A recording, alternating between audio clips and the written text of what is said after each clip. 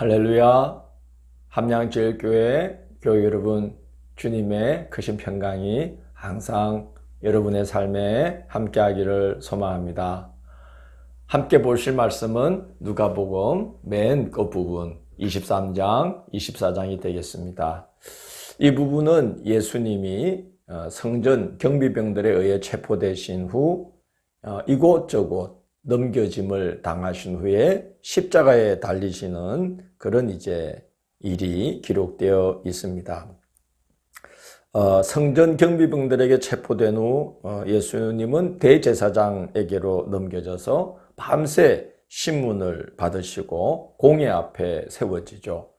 그래서 공회에 의해서 신성모독죄로 고발당하게 됩니다. 그래서 당시 형을 은도하고 집행할 권한을 가졌던 유대 총독 빌라도에게 넘겨집니다. 빌라도에게 신문 받으신 후에 예수님은 헤롯에게 넘겨집니다. 빌라도가 예수님을 신문한 결과 죄가 없음을 발견하고는 그 형을 은도할 책임을 피하고 싶어 했었는데 예수님이 갈릴리 사람이라는 말을 듣고는 갈릴리 분봉왕 헤롯 안티파스에게로 보내어서 자신은 책임을 면하려고 했던 것이죠. 이 헤롯이 또 예수님을 신문해 보니 죄를 발견할 수 없어서 다시 빌라도에게 보냅니다. 빌라도는 대제사장들과 관리들과 백성들을 불러 모으고 가능하면 예수님을 놓아주려고 했는데 백성들의 끈질긴 요구에 의해서 결국은 십자가형을 은도하고 백성들에게 예수님을 넘겨줍니다. 요한복음을 보면 백성들이 빌라도에게 이 사람을 놓으면 가이사의 충신이 아닙니다. 자기를 왕이라고 하는 자는 가이사를 반역하는 것입니다. 하고 급박을 하지요. 그래서 자신이 백성들에 의해서 로마 황제에게 반역자를 두둔하는 사람으로, 반역자를 편든 사람으로 고발당하게 될 것이 두려워서 예수님을 넘겨주게 됩니다. 예수님은 백성들에게 넘겨진 후에 병사들에게 넘겨져서 형장으로 끌려가 십자가에서 처형을 당하시게 됩니다. 예수님이 넘겨지시는 이런 장면을 보면 참 예수님이 부당하게 대우를 받으셨다 하는 것을 볼 수 있습니다. 예수님을 제대로 알아보는 사람들이 없었던 것이지요. 알아보지 못하는 정도가 아니라 부당하게 예수님을 대했던 것입니다. 이사야 53장에 보면 오실 메시아가 어떤 일을 겪을 건지가 자세히 기록이 되어 있는데 그는 멸시를 받아 사람들에게 버림받았으며 우리도 그를 귀히 여기지 아니하였도다. 그렇게 기록되어 있습니다. 사람들이 예수님을 귀한 분으로 알아보지를 못했다는 거예요. 53장 4절을 보면 그는 실로 우리의 질고를 지고 우리의 슬픔을 당하였거늘 우리는 생각하기를 그는 징벌을 받아 하나님께 맞으며 고난을 당한다 하였노라. 이렇게 기록되어 있습니다. 그래서 사람들이 예수님을 하나님께 징벌을 받아서 저렇게 십자가에 달려서 죽게 된 자라고 생각을 한 것이죠. 53장 8절을 보면 그가 살아있는 자들의 땅에서 끊어짐을 마땅히 형벌받을 내 백성의 허물 때문이라고 아무도 생각하지 못했다는 겁니다. 그러니까 예수님이 그렇게 땅에서 목숨을 잃게 되시는 이유가 마땅히 형벌을 받을 그 백성들의 허물 때문이라고 생각하는 자가 없었다라는 것이죠.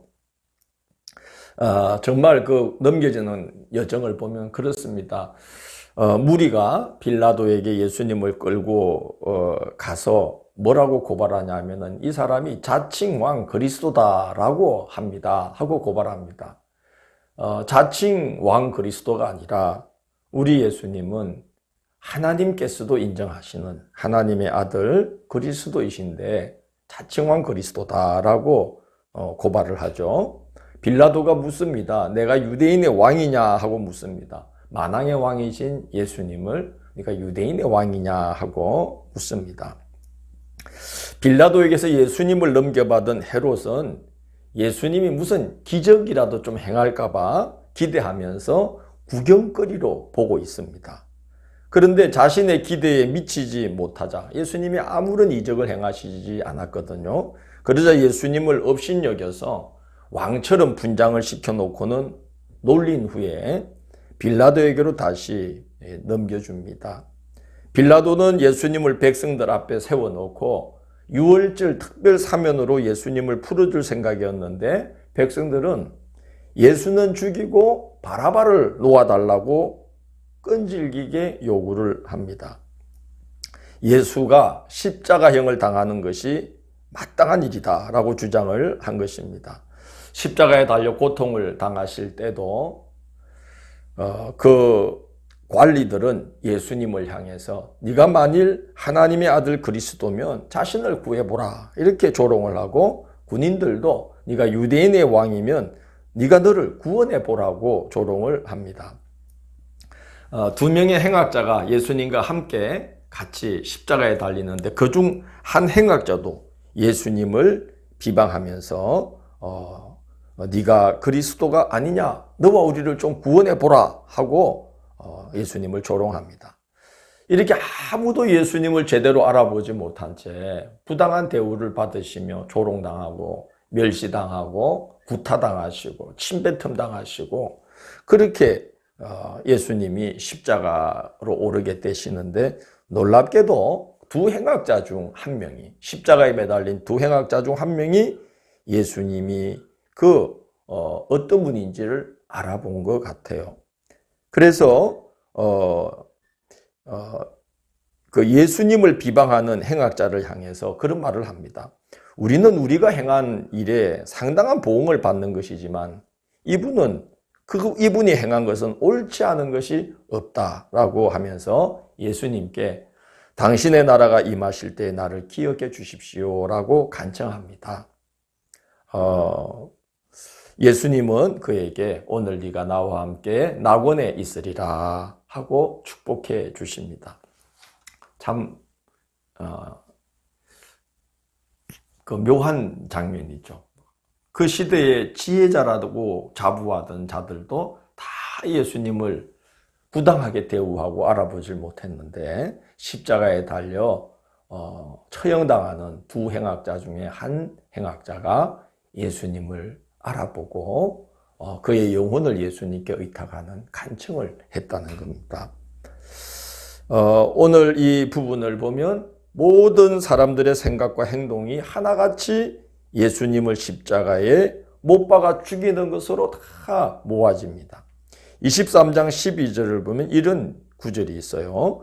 헤롯과 빌라도가 전에는 원수였으나 당일에 서로 친구가 되니라. 이런 기록이 있습니다. 서로 앙숙이었는데 예수님을 죽이는 일에는 그날 서로 뜻이 딱 맞았다는 거예요. 서로 친구가 되었다는 겁니다. 헤롯과 빌라도만이 아니죠. 늘 앙숙이던 사두개인과 바리새인들이 뜻이 하나가 되고 바리새인과 헤롯 땅이 뜻이 하나가 되고 제사장들이 백성들과 뜻이 하나가 되고 다 뜻이 하나가 되어서 서기관들도 또 마찬가지로 뜻이 하나가 되어서 예수님을 십자가로 몰아가고 있습니다. 사탄이 사람들을 충동해서 총공세를 펼친 것이죠. 예수님을 죽임으로써 하나님의 구원 계획이 수포로 돌아가게 하려고 했던 것입니다. 그런데 놀랍게도 예수님이 십자가에 달려 죽으실 때에 참 놀라운 일이 일어납니다. 23장 45절 보면 성소의 휘장이 한가운데가 찢어졌더라. 그렇게 기록되어 있습니다. 사탄의 좋은 공세가 성공해서 예수님이 십자가에 달려 죽게 되셨는데 죽으실 때에 놀랍게도 하나님과 사람 사이를 가로막아 놓았던 휘장, 하나님과 우리 사이에 막힌 담이 허물어지면서 우리가 죄인임에도 불구하고 하나님께로 나아갈 수 있는, 하나님과 화목을 이루게 되는 그런 놀라운 은혜가 예수님이 십자가에 달리심으로 우리에게 허락된 것이죠. 사탄의 총 공세를 하나님은 구원 역사를 완성하시는 일에 사용하고 계심을 보게 됩니다. 그런 일들도 참 놀랍지만 24장을 보면 예수님이 죽음의 그 세력을 다 이기고 부활하시고 그 다음에 그 부활하신 후에 제자들을 찾아가시는 겁니다.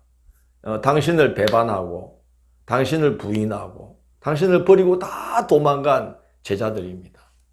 그런데 예수님은 당신이 부활한 것을 여인들에게 먼저 보여주시고 또 그들을 통해서 부활을 정언케 하시고 또 엠마오로 가는 두 제자에게 나타나셔서 그 제자들에게 그 모세와 선지자들이 정언한 모든 말씀들이 바로 이 십자가와 부활과 연결되어 있다는 것을 말씀을 처음부터 찬찬히 가르치면서 그들에게 부활의 눈을 뜨도록 주님이 그 은혜를 베풀어 주셨어요. 그래서 이 두 제자도 제자들에게 가서 예수님의 부활을 증언합니다. 그런데 이 제자들이 도무지 예수님의 부활을 믿지를 못하는 것입니다. 그러자 오늘 보면 예수님이 그들 가운데 직접 나타나셔서 당신의 모든 그 십자가에 달렸던 그 이제 상흔들을 다 이렇게 보여주시고 그들과 함께 이렇게 떡과 생선을 잡수시면서 부활하신 주님이 제자들과 교제를 나누시고 부활을 목격하도록 당신을 증거해 주시는 것을 봅니다. 예수님은 이제 제자들에게 부활을 증거하시고 그 부활의 증인되기를 요구하십니다. 24장 49절을 보면 볼지어다 내가 내 아버지께서 약속하신 것을 너희에게 보내리니 너희는 위로부터 능력으로 입혀질 때까지 이 성에 머물라 그렇게 말씀을 하십니다. 그래서 제자들은 주님의 이 약속을 의지하고 예루살렘에 머물면서 성전에서 하나님을 찬송하며 기도에 힘씁니다. 예수님은 그 제자들에게 십자가와 부활 그리고 예수의 이름으로 죄사함을 받게 하는 회개가 예루살렘에서부터 시작해서 모든 족속에게 전파될 것인데 바로 이 제자들이 너희들이 이 모든 일에 증인이 될 것이다 라고 이렇게 당부를 하십니다. 그리고 그걸 이제 감당할 수 있도록 그 증인되게 하시려고 하나님 아버지께 당부하신 그 약속하신 것, 하나님께서 약속하신 것, 곧 성령으로 덧입혀지게 될 것임을 말씀하면서 예루살렘에 머물라고 말씀합니다. 놀랍게도 예수님을 버리고 부인하고 도망쳤던 이 제자들이 예수님의 마지막 분부를 받아들입니다. 그래서 예루살렘에 머뭅니다.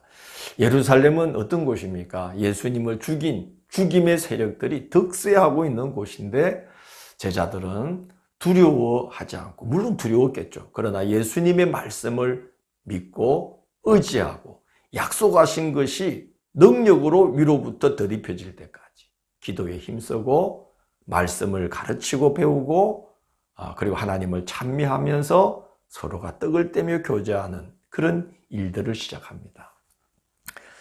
교회가 태동되는 교회가 시작되는 이제 역사가 그 시작이 요한복음의 맨 마지막 부분에 이렇게 비춰집니다. 그래서 이제 사도행전의 역사가 준비가 되는 것이죠.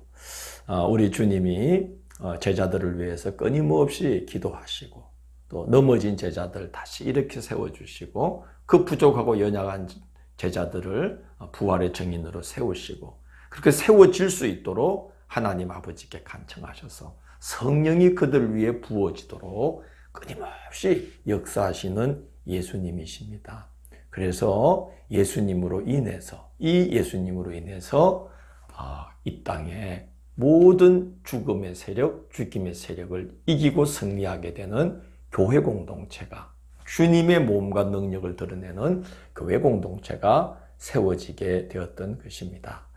우리가 다 이렇게 정말 주님을 그 약속하신 그 말씀을 믿고 주님께 순종했던 이제 이 제자들처럼 우리도 주님께 순종함으로 그 약속하신 것을 믿고 우리 자신을 의탁함으로 하늘로부터 약속하신 성령이 우리에게 능력으로 더딥혀지게 되어서 우리도 다 십자가와 부활 그리고 죄 사함을 받아 회개케 하는 그런 놀라운 일들이 이제 이 땅 가운데 힘있게 펼쳐지는 그런 일들의 증인으로 또 그 일의 일꾼으로 잘 세워지는 우리의 나날이 되시기를 원합니다. 기도하겠습니다. 주님 감사합니다. 연약한 저희들이지만 주님이 제자들, 그 연약하고 무지한 제자들을 사도로 세움과 같이 저희들과도 함께해 주셔서 위로부터 능력으로 더딥혀지는 일이 있도록 저희들을 축복해 주십시오. 그래서 주님을 증거하고 또 하나님 나라를 이 땅 가운데 힘있게 세워가는 하나님 나라의 일꾼들이 되도록 축복해 주십시오. 예수님 이름으로 기도드립니다. 아멘.